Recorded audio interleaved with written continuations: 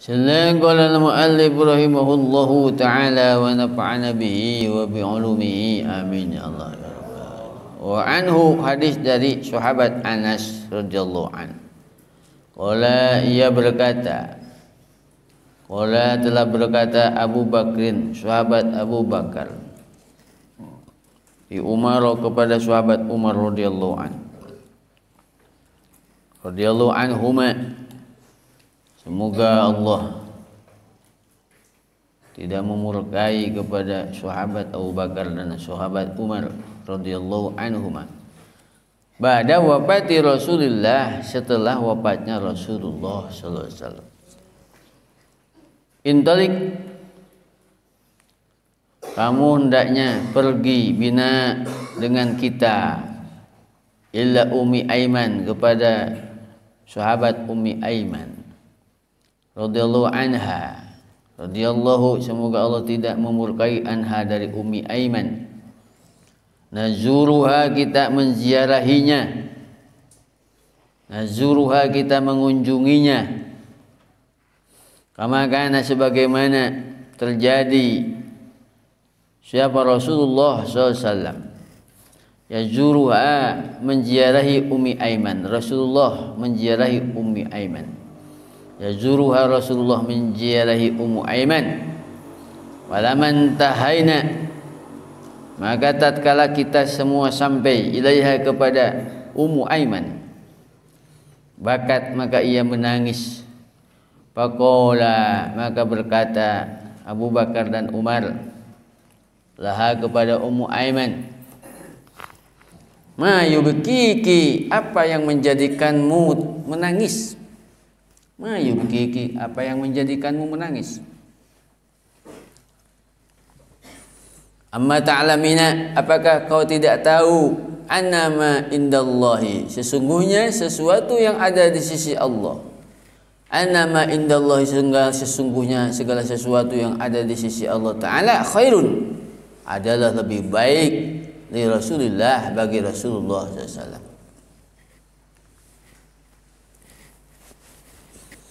Qalat Ummu Aiman berkata, qalat, telah berkata Ummu Aiman,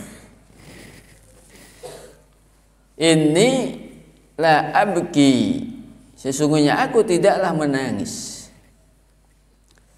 Anni, dan sesungguhnya aku la a'lamu, sungguh mengetahui. Anni, sesungguhnya aku la a'lamu, sungguh mengetahui aku, sungguh aku mengetahui.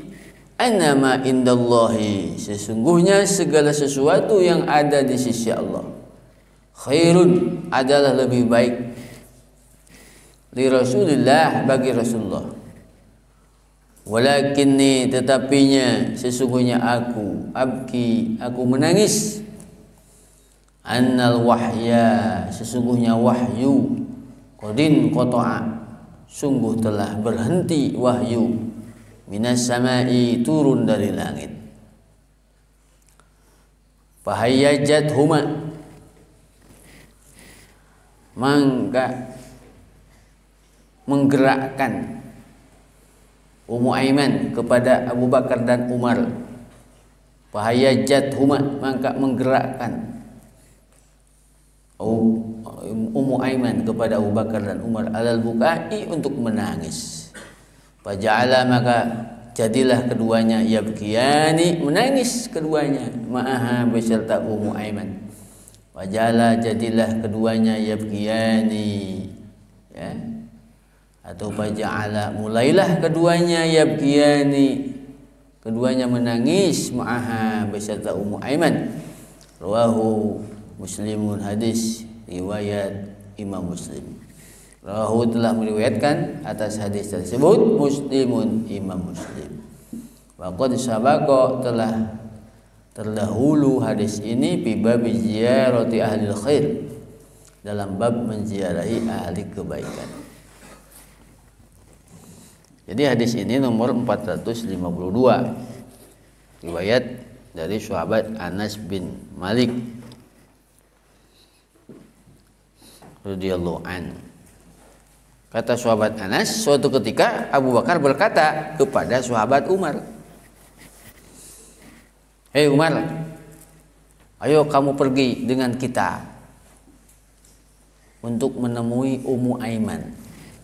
Jadi Ummu Aiman itu adalah pengasuh Rasulullah SAW. Jadi Ummu Aiman itu adalah budak yang diangkat oleh ayahanda Rasul, yaitu oleh Sayyid Abdullah.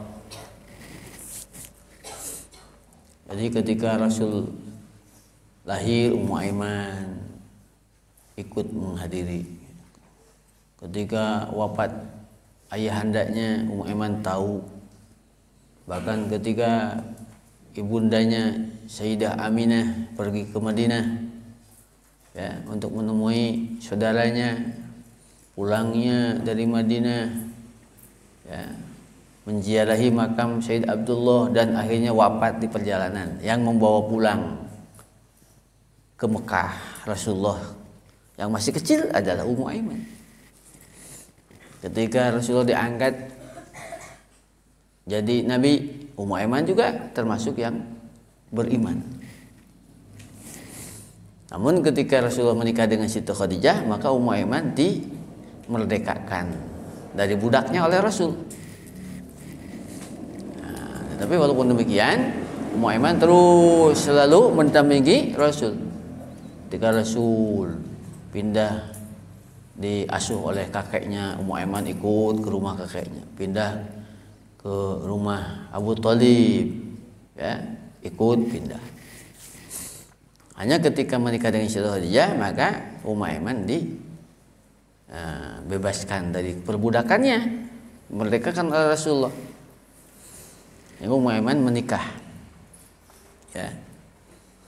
Tapi ketika suaminya itu tidak beriman kepada Rasulullah, tidak beriman, tidak masuk Islam, maka bercerai dengan suaminya, pindah lagi ikut dengan Rasul.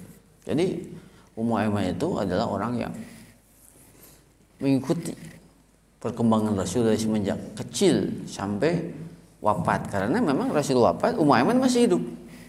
Nah, ini hadisnya. Kata Abu Bakar, mari kita berkunjung kepada Ummu Aiman sebagaimana yang biasa dilakukan oleh Rasulullah. Rasulullah sering berkunjung ke Ummu Aiman. Begitu keduanya Abu Bakar dan Umar itu sampai ke rumah Ummu Aiman, dan menangislah Ummu Aiman sejadi-jadinya. Begitu menangis. Ditanya oleh Abu Bakar dan Umar, kenapa Ummu Aiman menangis? Apa yang menjadikan kamu menangis? Jangan menangis. Walaupun Rasulullah wafat, apa yang di sisi Allah lebih baik bagi Rasul daripada yang lainnya. Rasul sudah mendapat kebahagiaan di sisi Allah walaupun sudah wafat. Apa jawaban Ummu Aiman? Aku tidak menangisi kewafatan Rasul. Yang aku tangisi adalah berhentinya wahyu turun dari langit ke dunia itu. Jadi inilah salah satu dalil menangis yang boleh, yaitu menangisi sesuatu yang baik. Ketika Rasulullah wafat, masalah wafat Rasulnya, tetapi oleh semua sahabat disadari bahwa ketika Rasulullah wafat, yang paling sangat memukul para sahabat adalah berhentinya turun wahyu dari Allah kepada dunia. Karena turunnya wahyu hanya kepada Rasulullah. Ketika Rasulullah wafat, berarti wahyu berhenti. Maka menangislah Ummu Aiman. Begitu Ummu Aiman menangis, Abu Bakar pun dan Umar ikut menangis setelah sadar apa yang dikatakan oleh Ummu Aiman. Itulah tangisan yang terpuji di sisi Allah.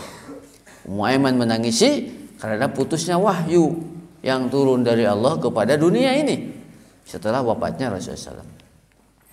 Jadi dari sini beberapa pelajaran yang bisa diambil. Pertama, kita boleh ziarah kepada ahli yang baik, kepada orang-orang soleh.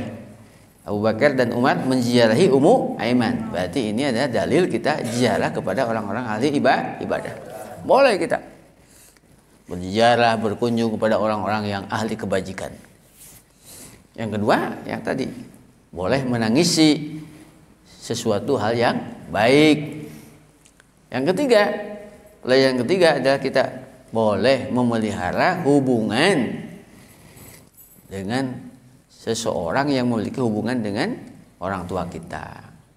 Sayyidina Abu Bakar, Sayyidina Umar mendatangi Ummu Aiman karena mengingat Rasul pun sering mendatangi Ummu Aiman. Jadi kalau kita nanti ya tahu bahwa ayah kita, ibu kita punya kenalan, ya teman-teman akrabnya, ketika sudah wafat ayah kita, hubungi orang tersebut. Ya, kenalan ayah kita itu, kenalan ibu kita itu nggak namanya kita memelihara silaturahmi. Ihfad budda abika, jagalah ya yang disenangi oleh ayahmu. Ayahmu senang berkunjung dengan kerabatnya, maka ketika wafat ayah kita, kita pun harus sering mengunjungi kenalan ayah kita itu. Jadi ada beberapa pelajaran dalam hadis ini. Tetapi yang kaitannya dengan bab yang dibahas dalam kitab ini adalah diantara tangisan yang terpuji di sisi Allah, tangisan yang terpuji dalam agama kita ketika menangisi hal yang baik. Seperti tadi, turunnya wahyu kepada Rasulullah adalah hal yang baik, hal yang sangat manfaat bagi umat, manfaat bagi manusia di dunia. Dan ketika terputus hal itu ditangisi oleh Ummu Aiman, bahkan ikut ditangisi oleh sahabat Abu Bakar dan sahabat Umar radhiyallahu anhum. Maka naliyat ma'inna, maka naliyat ma'inna, maka nuliyat ma'innu, maka natitat ma'inna, maka natalitat ma'inna, makunna liyat ma'in, liyat ma'ninna, makun talitat ma'inna, makuntum malitat ma'inna, makuntum litat ma'innu, makunti litat ma'inni, makuntum malitat ma'inna, makuntunna litat ma'ninna, makuntu liat ma'inna, kunna limat ma'inna. Umma sudah